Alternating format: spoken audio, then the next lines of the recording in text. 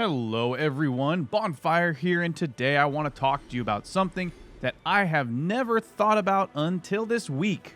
The stark similarities that exist between Elden Ring and the Masters Tournament. You might say to yourself, Bonfire, you weirdo. One of those things is a boring sport where people dress like nerds and hit tiny dimpled balls, and the other is a high-octane thrill ride, where at any moment you might get sniped across the map by a giant lobster. Wrong! There are a lot of similarities that you might not think about. So, sit back, kick your feet up, grab your popcorn, and let me take you on a journey that can only end in one place: complete agreeance with my thoughts and opinions. Let me know in the comments which one of my totally rational and completely logical thoughts you agree with most. When you hear the words Elden Ring, what is the first thing that comes to your head? When you hear the music swell as the game's opening menu screen comes into focus, what emotions flow through your body? For some of you, the answer to the first question might be grueling difficulty, or the words try finger, butt, hole. As to the second question, maybe you get a sense of terror, nervous excitement, or a warm, fuzzy feeling like having the first sip of a hot drink on a brisk fall afternoon.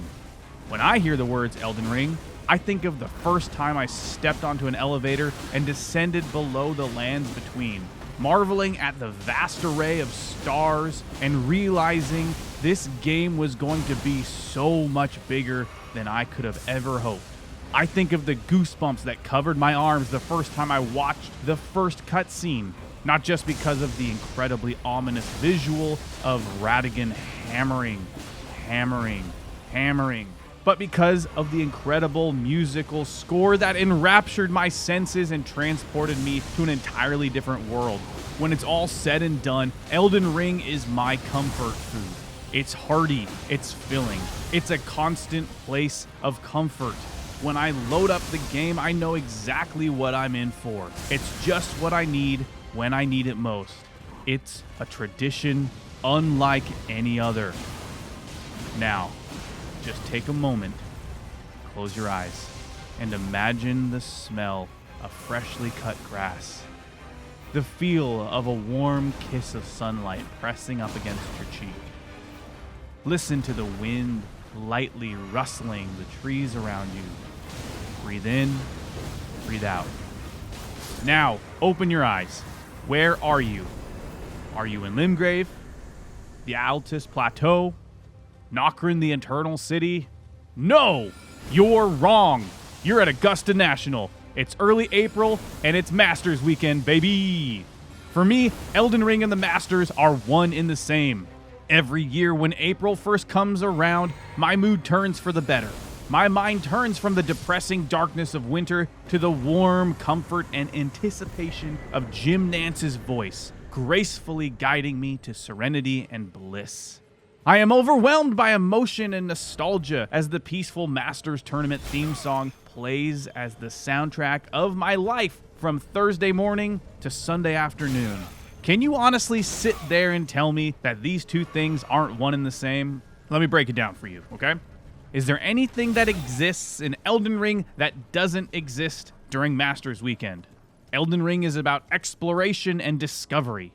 During the Masters, there are dozens of golfers that hit terrible shots to places they've never been before. You could say unexplored areas. The golfers competing at the Masters have their caddies to guide them, to counsel them, and to tell them where they think they should hit balls, as well as warn them about what's to come. In Elden Ring, you have numerous NPCs giving you various quests, telling you where to go, and even Gostic warns you about entering the front gate of Stormvale Castle, even if he then proceeds to stab you in the back like a complete jerk. Stupid little idiot. You should all just kill him when you first meet him so he can't follow you around like a little creep. Elden Ring has so many invigorating musical scores, ranging from the aforementioned theme song to the haunting melody when fighting the Elden Beast. The Masters has the beautiful piano-driven song that plays during the breaks and score updates and so many other times. It might be the same song that plays over and over and over and over again, but holy crap, it's enchanting.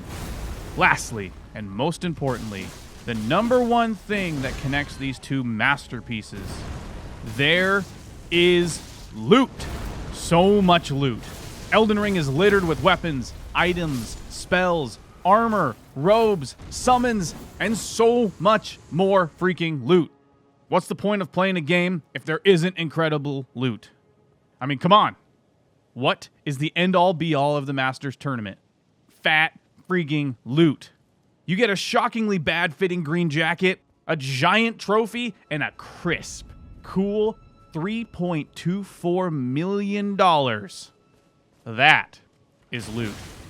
My friends, when it comes down to it, Elden Ring and the Masters Tournament are basically the same thing. Both drive you to rise above and be better. Both have an equal sense of camaraderie and toxicity. Both elicit emotion, feelings, and both have the fattest of all loot. And that is why Elden Ring and the Masters Tournament are a tradition unlike any other. I told you at the beginning of this video I would submit to you such a concrete and completely convincing argument that you would have no choice but to agree with me. Did it work? Let me know in the comments just how much you agree with me on this. I've had so much fun making these videos over the last few weeks, and it has been an absolute joy interacting with all of you in the comments. As always, I am so grateful to all of you for watching, and thank you all for your feedback. I will see you next time. Peace.